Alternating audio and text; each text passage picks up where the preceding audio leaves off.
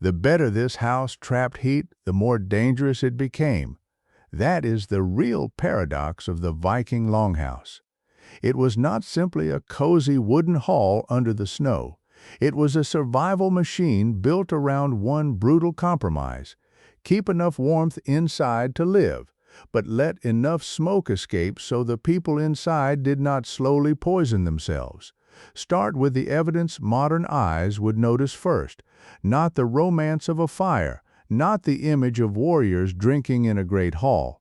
In reconstructed Viking houses in Denmark, researchers measured carbon monoxide, fine particles, smoke movement, fuel use, humidity, and temperature.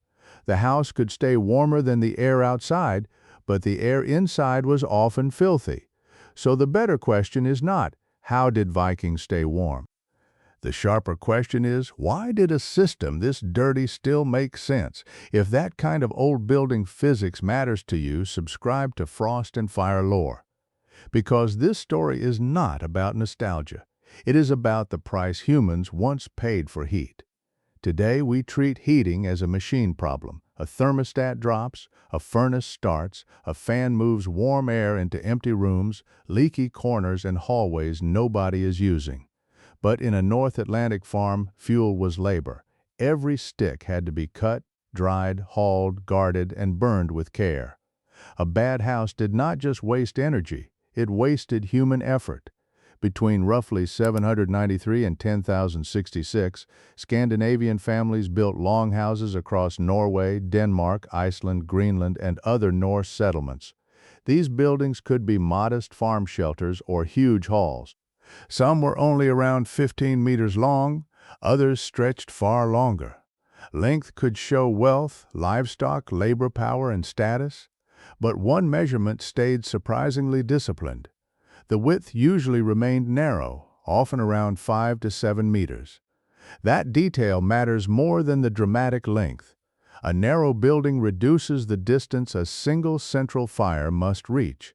It also lowers the amount of exterior surface exposed to freezing air compared with the usable interior volume. In simple terms, the house was stretched for people, but tightened for heat. This is the first design lesson. The Vikings did not need equations to understand surface loss. They could feel it. Make the hall too wide and the walls become cold cliffs. The fire sits in the middle working harder while the edges turn hostile. Make the hall long instead, and the same fire can still command the cross-section. Notice what this means for status. A wealthy household could extend the hall and host more people, store more gear and house more animals, but it could not ignore the narrow cross-section. Prestige stretched the building lengthwise. Physics held the width hostage. That quiet limit is one reason the longhouse feels so different from a modern open-plan home. So the longhouse was not designed to make every corner comfortable. It was designed to create usable zones near the fire. People cooked, worked, repaired tools, and gathered. Along the sides, raised platforms held bedding and storage. Above, smoke and warmer air gathered. Below, cold air hugged the packed earth. The building was a map of temperatures. The outer skin came first. In timber-rich regions, walls could use planks, posts, logs, wattle, or daub, often raised on low stone foundations to keep wood away from wet ground. Some timber was charred on the outside. A controlled burn hardened the surface and slowed rot. That was not decoration. It was a chemical defense against damp Scandinavian weather. Charring wood deserves attention because it shows practical material science. Fire removes some vulnerable surface material and leaves a carbon-rich outer layer that sheds water better and resists decay better than raw wood. The Vikings did not need to name the chemistry.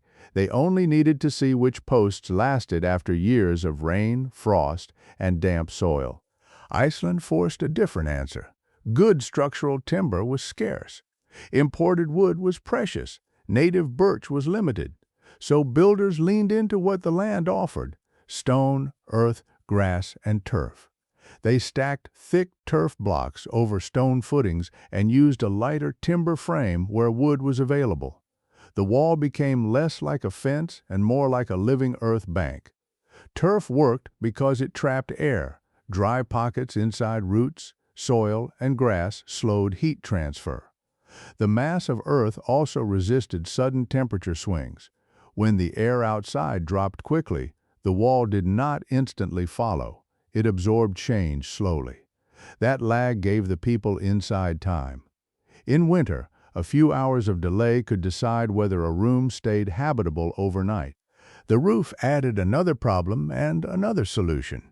In wooded districts, roofs could use timber and thatch.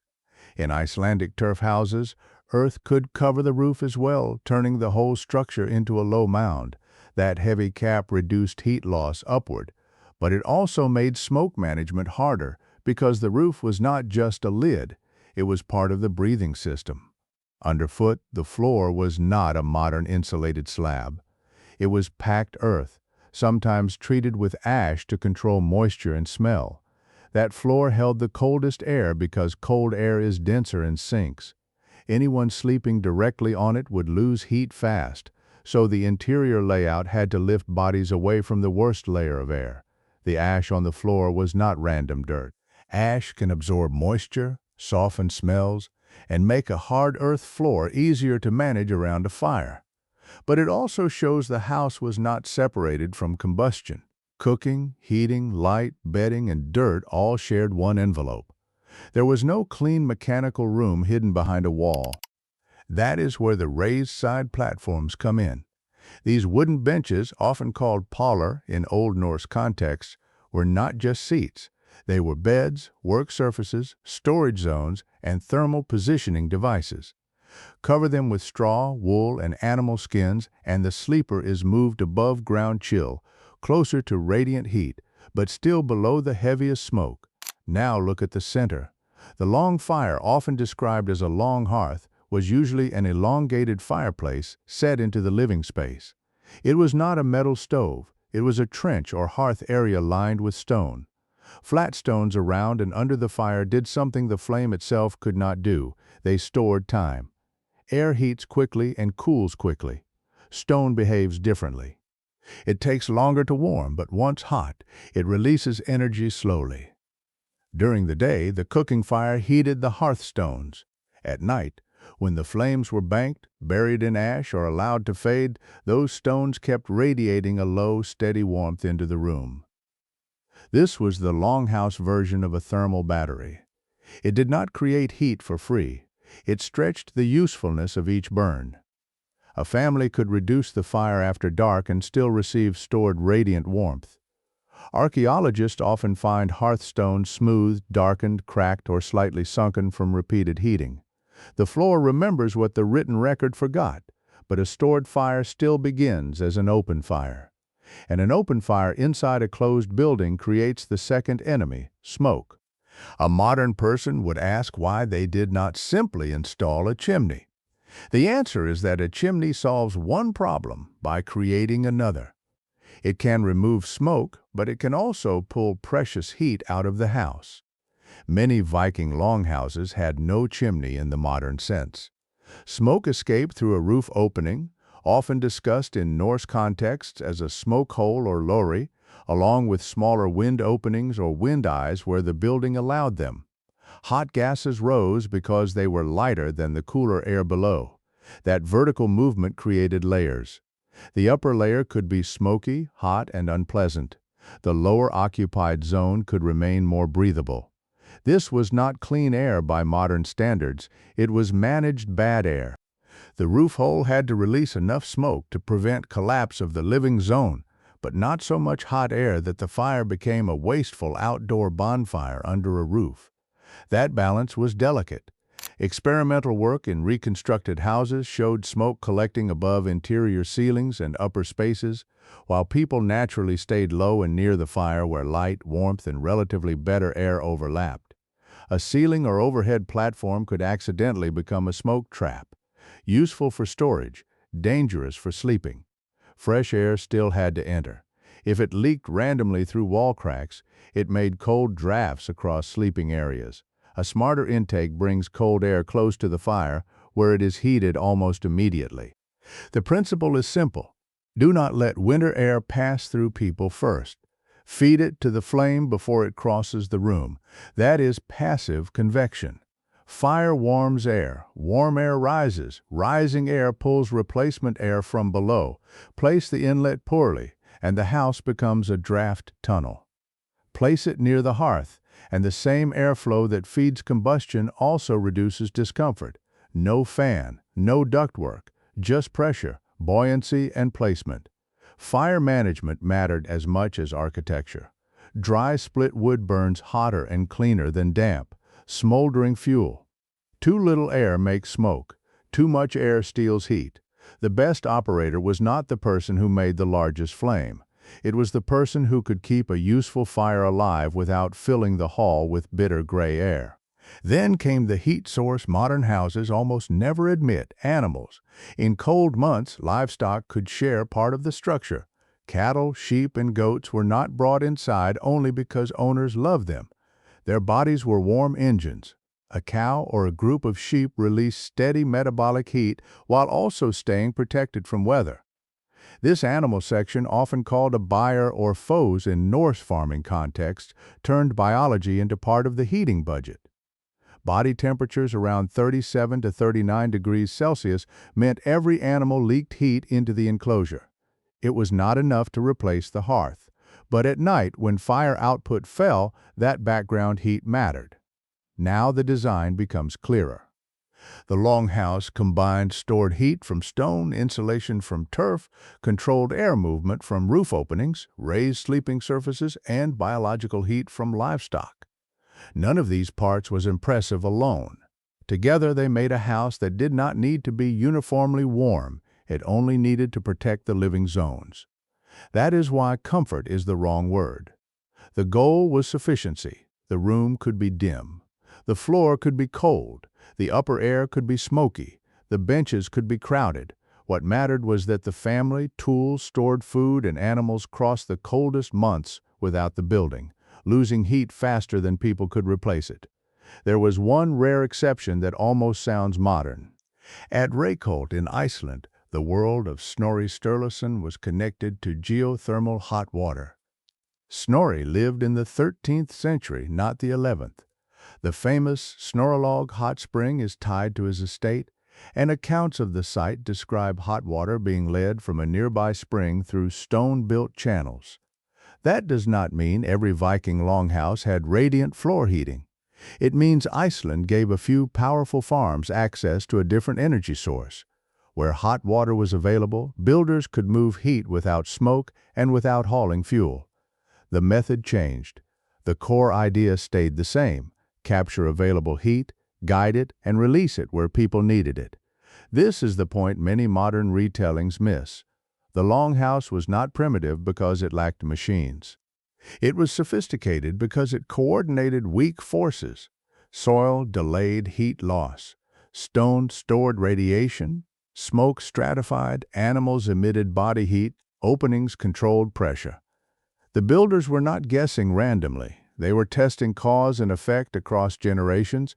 Then the Danish experiments show the price. In 2 reconstructed Viking Age houses, winter tests monitored air quality, climate, fuel use, and smoke behavior.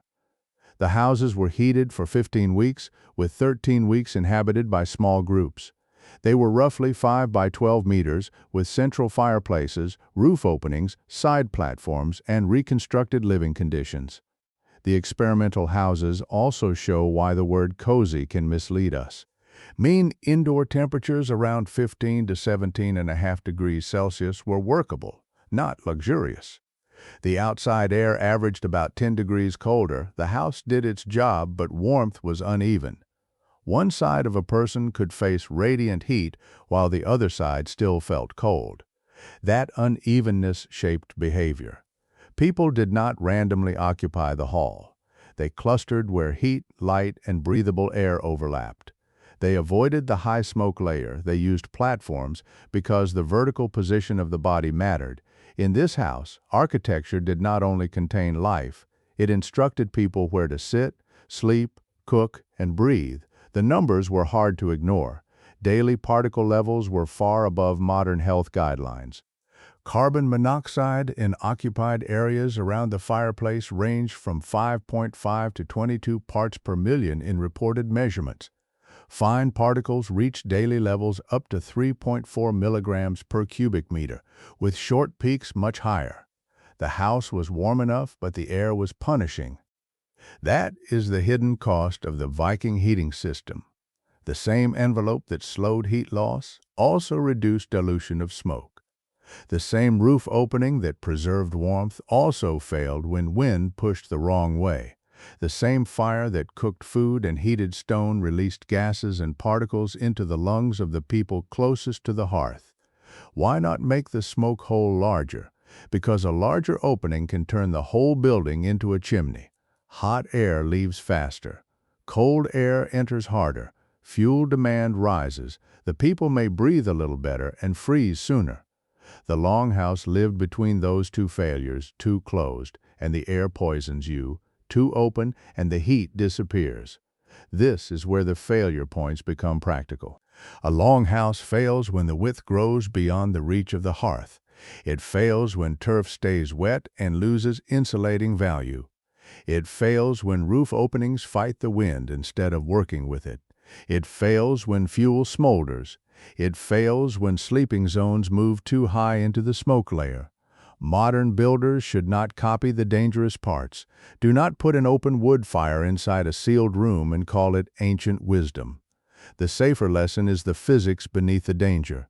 Reduce the volume you heat, seal uncontrolled drafts, insulate the roof, add thermal mass near a certified heater, keep combustion vented, monitored, and legal.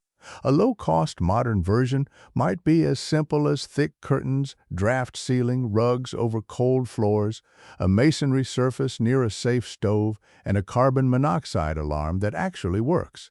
None of that looks heroic, but it follows the same chain. Stop heat from escaping too fast, store some of it, and keep people out of the coldest air. The hearth also carried meaning beyond physics. It was where meals were cooked, tools were repaired, stories were told, and wintertime was organized. In a large hall, a second hearth could mark a more formal or ritual space.